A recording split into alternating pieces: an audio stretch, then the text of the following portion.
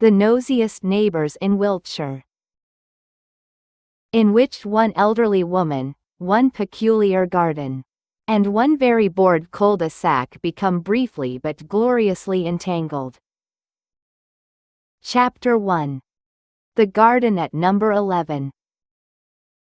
I want to make one thing perfectly clear before I begin. I am not a nosy person. I am an observant person. There is, in my estimation, a very significant difference. And the fact that most of my neighbors disagree with me on this point speaks more to their defensiveness than to any fault of my own. I simply notice things. I pay attention. I have what my late father used to call an eye for the world, and what my ex-husband Gary called a pathological inability to mind your own business. Gary is no longer in the picture, so I'll thank you to ignore his opinion. My name is Carol Fitch. I am 53 years old. I live alone in a semi-detached on Briar Close, Wiltshire, and I have, in the 6 years since Gary left with his golf clubs, and his inexplicable fondness for a woman called Tracy, made it my modest personal project to know everything that happens on this street. Not out of malice. Out of care. Community spirit, if you will. Someone has to keep an eye on things. The garden at number 11, for instance, had been a source of low-level fascination ever since Mrs. Evelyn Marsh moved in 2 summers ago. I'd watched from my upstairs window. Not spying, simply standing near the window with binoculars. Which is a perfectly normal thing to do. As she arranged herself in her new property with the unhurried confidence of a woman who has long since stopped caring what anyone thinks of her. She was in her mid-70s, I reckoned. White hair pinned up. Ramrod posture. She wore gardening gloves the color of old mustard. And she had a way of looking at the soil with an expression I can only describe as tender negotiation. What I noticed, because I notice things, was that she planted exclusively in white. No pinks. No yellows. No cheerful pops of orange. Just white.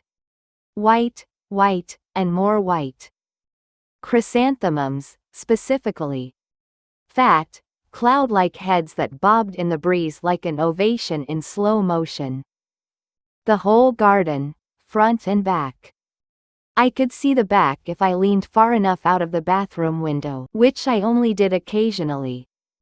Was a single unbroken snowfall of white blooms. Now, I held my tongue for the better part of a year. That is more self-restraint than most people in this cul-de-sac have managed with far less provocation, and I feel that should be noted. But eventually, as anyone would, I found myself unable to leave the matter alone. It was a Tuesday, because Tuesdays are when I do my front hedge, and doing the front hedge always puts me in a conversational mood. Mrs. Marsh was out in her garden, deadheading with a pair of small silver scissors. I leaned on my fence. "Lovely flowers," I said. She looked up. "Thank you, dear. All white, I notice." "You do notice." She snipped a dead head with quiet precision. "Have you thought about adding some color? Bit of lavender, maybe? Some yellow rudbeckia? Liven it up a touch?" Mrs. Marsh set down her scissors and looked at me with the mildest, most unhurried smile I had ever encountered from another human being. It was the smile of someone who had all the time in the world, and intended to use it thoughtfully. "My husband was colorblind," she said. "He could only really tell the difference between black and white. Every time he stepped into the garden, he'd ask, 'Are the flowers blooming today?' He never once asked what color they were." She picked up her scissors again. so I plant only white. That way, no matter which eyes he might be looking through, he won't lose his way in here. I stood at the fence for a rather long moment after she'd gone back inside. I had come over, armed with opinions about horticultural variety, and left, holding something I hadn't expected at all. I didn't know what to do with that. What I did know, because I am, above all things, an honest woman, was that I went home and told my friend Deborah about it over the phone that evening. And Deborah cried a bit. And then I told my other friend Sandra, and Sandra said, "Oh, that's the saddest and loveliest thing I've ever heard."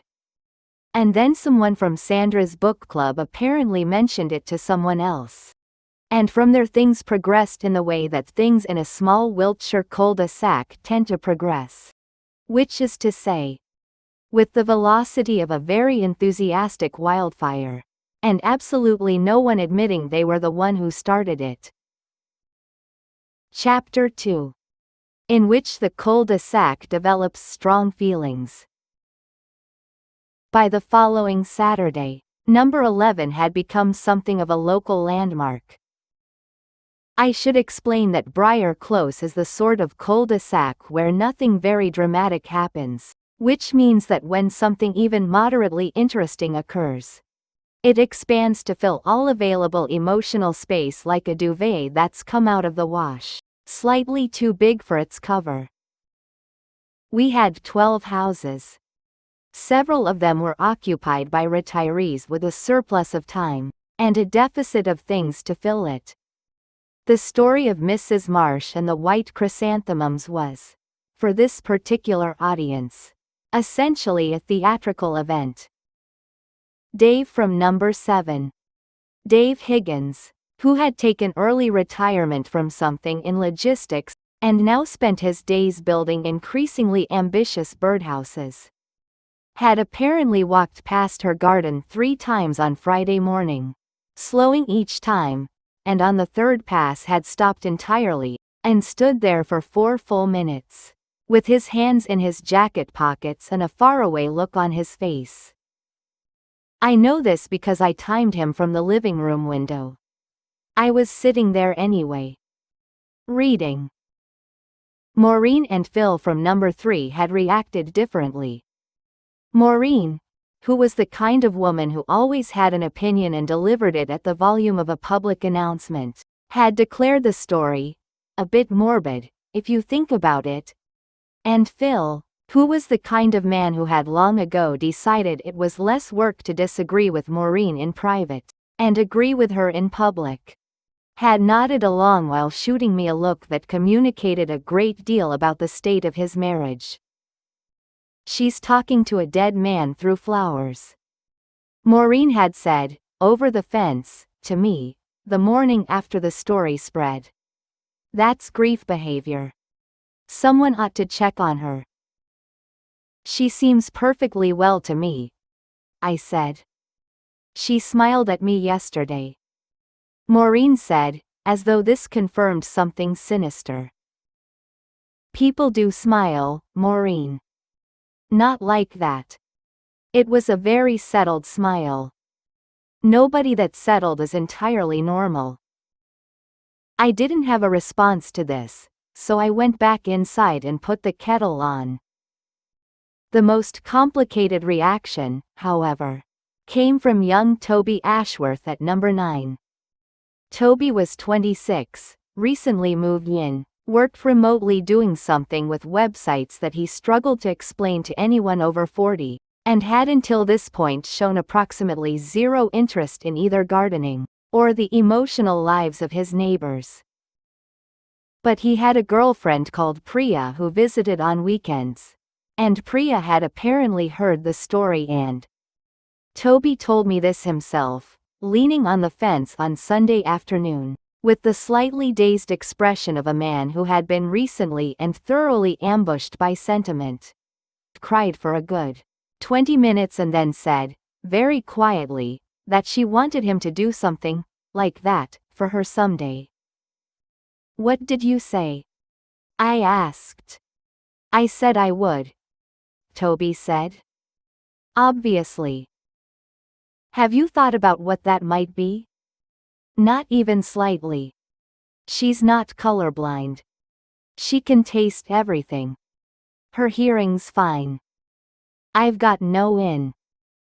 I'm sure you'll think of something. What if she doesn't have any things? What if she's just completely fine at everything and there's nothing profound I can do? Toby, I said. Everyone has things. He nodded, looking unconvinced and a little panicked, and went back inside. It was, I thought, quite a lot of emotional turbulence for one suburban garden to generate. And we were only at Saturday. What happened on Sunday was, frankly, not my fault at all. Chapter 3. The Horticultural Society weighs in. I am, as it happens, the secretary of the Briar Close and surrounding villages Horticultural Society. A position I have held for 4 years, and which carries rather more administrative weight than the title suggests. Given that our chairman, Gerald Frobisher, is 81, and has on 3 occasions sent the AGM minutes to himself by mistake. I did not intend for the society to become involved in the matter of Mrs. Marsh's garden. These things simply develop their own momentum. It began when Glenys Bateman, our most decorated member, 3-time winner of the regional chrysanthemum class, a woman who took flowers with the seriousness of someone diffusing a small bomb, heard the story at the Sunday coffee morning, and immediately declared that she needed to speak to Mrs. Marsh directly. Not to pry, Glenys assured us. Simply because she had profound professional interest in what she called a monochromatic chrysanthemum philosophy. I've been growing chrysanthemums for 32 years, Glenys said, clutching her coffee cup. And I have never once considered growing them in only one color. Not because I couldn't. Because I didn't think it through properly. This woman has thought it through properly, and I want to know her technique. I don't think her technique is the point, Glenys, I said. The point is always the technique, said Glenys, who had won the chrysanthemum class 3 times, and felt this gave her a certain philosophical authority on the subject. We ended up, and I want to emphasize that, no single person made this decision so much as it was arrived at collectively, through the sort of conversational drift that happens when several retired people with too much enthusiasm and not enough agenda find themselves in the same room. We ended up deciding that it would be neighborly to invite Mrs. Marsh to the next meeting of the society as a guest, just to share a bit about her garden, if she felt inclined. Purely informal. Absolutely no pressure. I was nominated to deliver the invitation because I live nearest, and because Gerald Frobisher, when asked to do anything involving leaving his house, made a face like a man being asked to climb Everest in slippers. I knocked on Mrs. Marsh's door on Sunday afternoon. She answered almost immediately, as though she'd been expecting someone, which was slightly unnerving. Mrs. Fitch, she said, with the settled smile that Maureen found suspicious and I was beginning to find rather wonderful. Come in. Her house was immaculate in the way that older people's houses sometimes are. Not sterile, but deeply considered.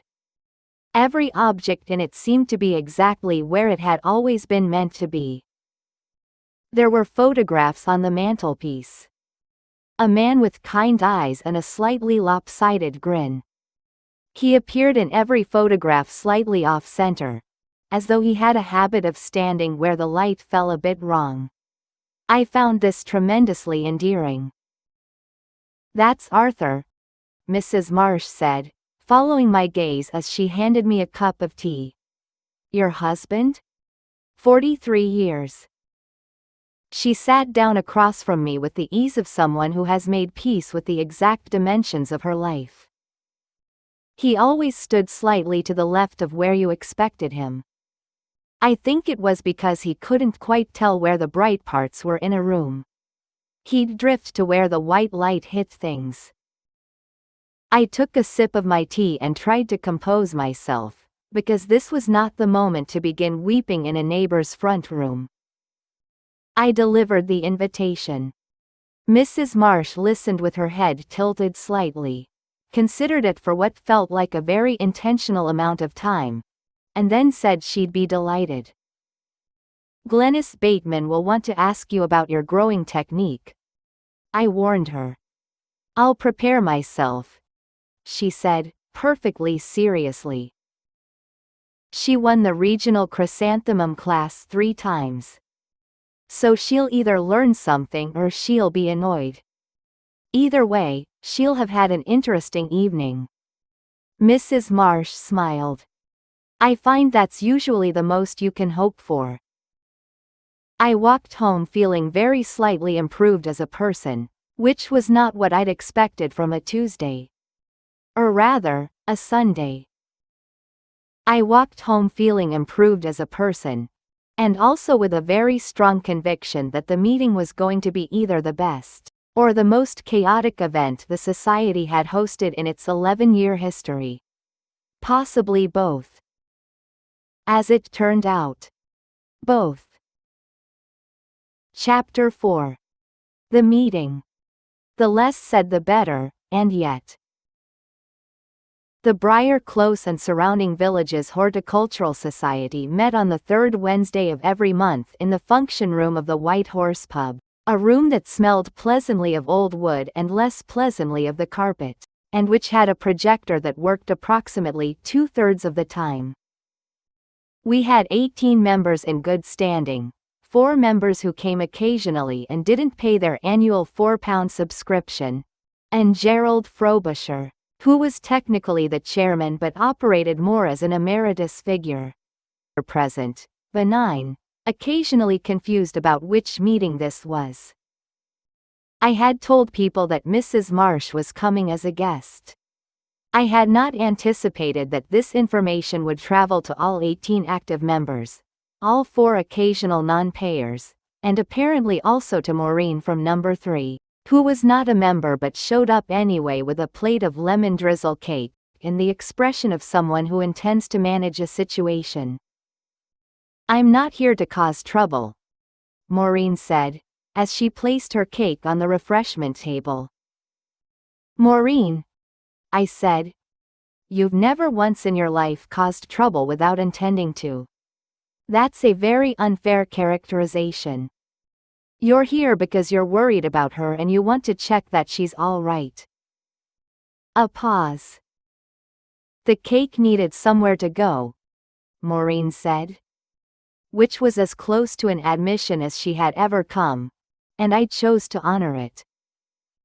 Mrs. Marsh arrived at 7:10, on time by the society's traditional metric of not embarrassingly late, wearing a cardigan the color of winter sky, and carrying a small plastic box that turned out, when opened, to contain hand-labeled packets of white chrysanthemum seeds.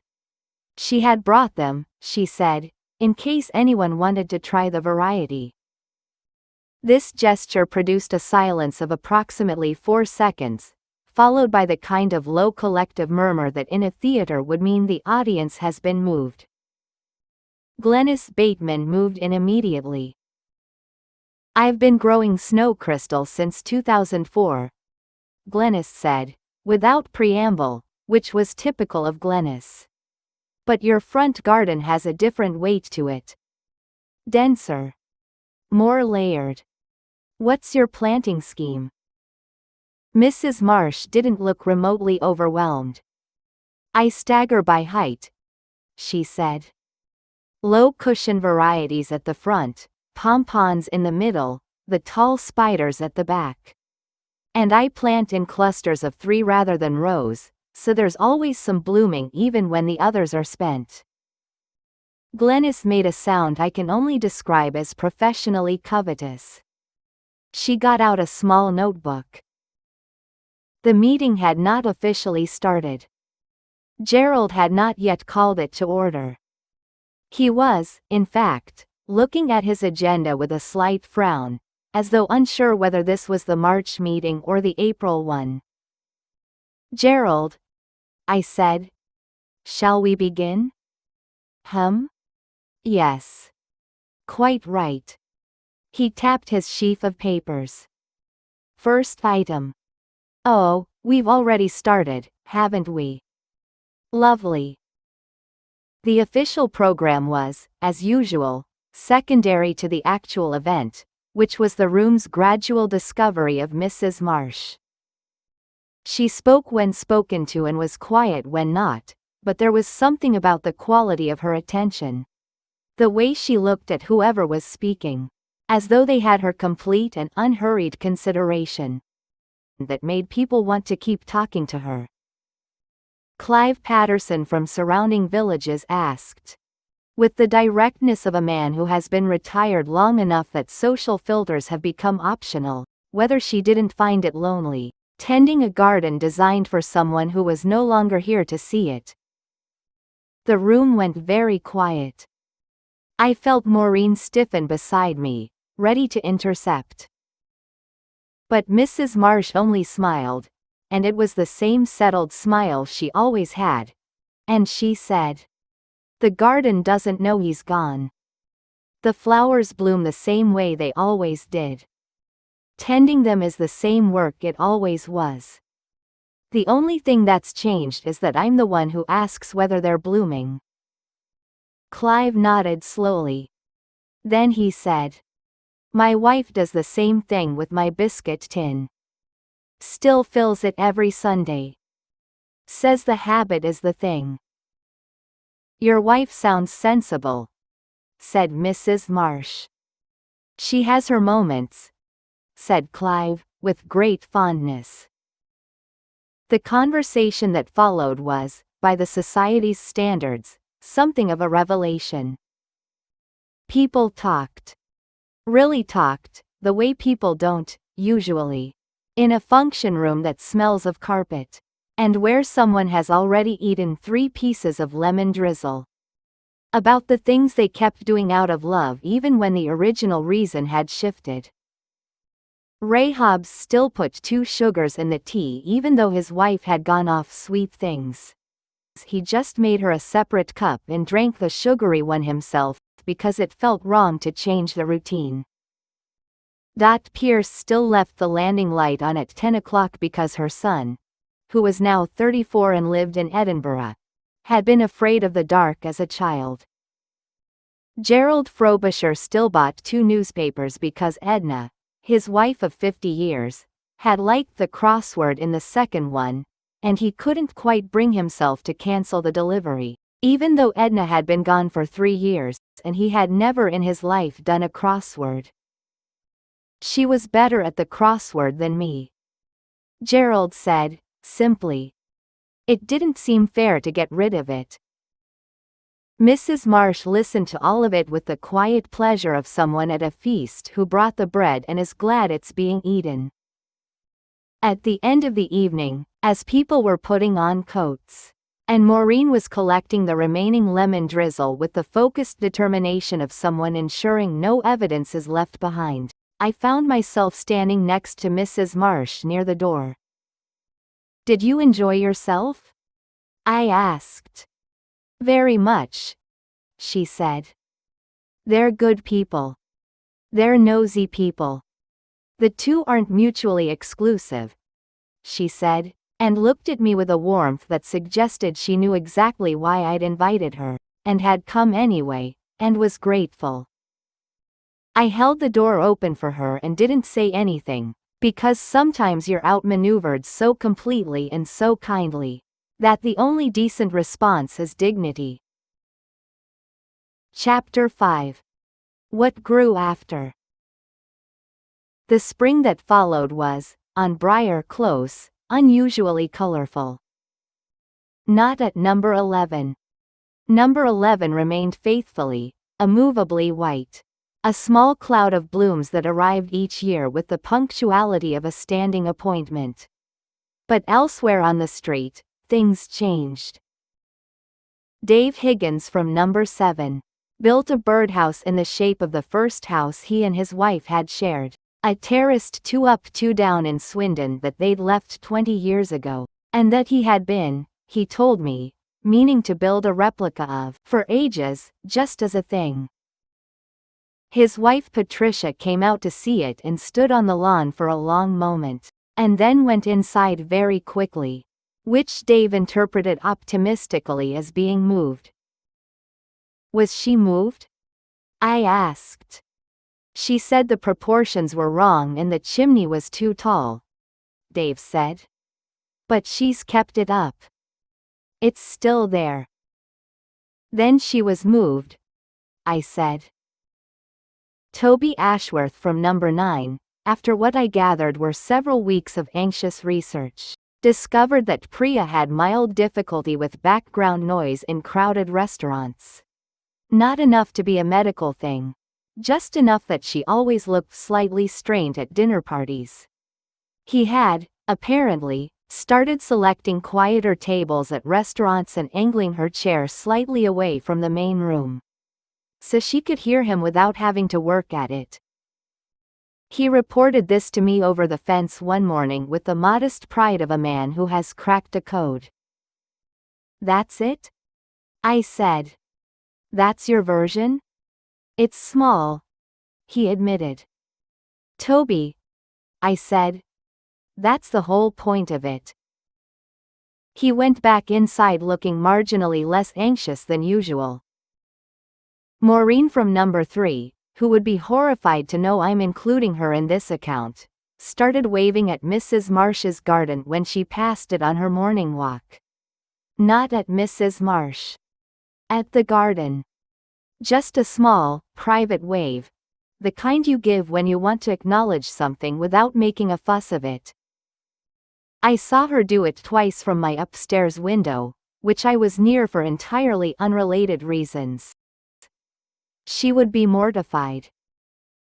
I have therefore decided never to mention it to her directly, and simply to write it down here for the permanent record, which she will never read. Gerald Frobisher, who had been making his way through Edna's newspaper crosswords one by one, in order, from the day she'd gone. He showed me the stack once, a year's worth of folded newspapers bound with a rubber band, and said he had about 4 months left. Finished the last one in October and brought a copy of the filled-in grid to the society meeting, framed in a simple black frame, because Edna had always done them in pen and he felt this deserved to be permanent. We put it up on the wall of the function room, next to the photograph of the 2019 regional trophy. Gerald looked at it for a moment and then said, "She'd have had it done in half the time." And sat down. And that was that. As for me, I started talking to Gary's old armchair. I should clarify that Gary didn't die. Gary is in Cirencester with Tracy and presumably his golf clubs, as far as I know, perfectly well and not in any need of anyone tending anything on his behalf. The armchair, however, was one he'd had since before we met. A horrible brown velour thing that I had spent 19 years trying to replace, and which I had kept after he left solely out of spite. It was the ugliest piece of furniture in Wiltshire. Possibly in the southwest region. But it was also. And I had not admitted this to myself or anyone else. The chair I had sat in for every significant conversation of my adult life. The chair I'd sat in when Mum called to say Dad was ill. The chair where I'd cried when the promotion fell through, and when the promotion came through, and when. Well. Many things. It was an armchair that had absorbed an enormous amount of living, and the fact that it was the color of digestive biscuits did not change this. So I started talking to it. Not to Gary. I have nothing to say to Gary that wouldn't escalate quickly. But just to the room. To the accumulated quiet of the house. To the years that had accumulated in that ugly chair. I would sit in it with my tea in the evenings and just say things out loud. The small ones, mostly. Saw a nice dog today. That bird's back on the feeder. The neighbor's chrysanthemums are out again. It was, I found, a reasonable substitute for being heard. The last thing I want to tell you about is a morning in late September, one of those Wiltshire mornings that comes out crisp and apologetic after a week of gray. The sky a clean pale blue. And the air smelling of earth and something sweet and slightly dying, as autumn always does. I was at the front hedge. A trim, technically, but also just an excuse to be outside.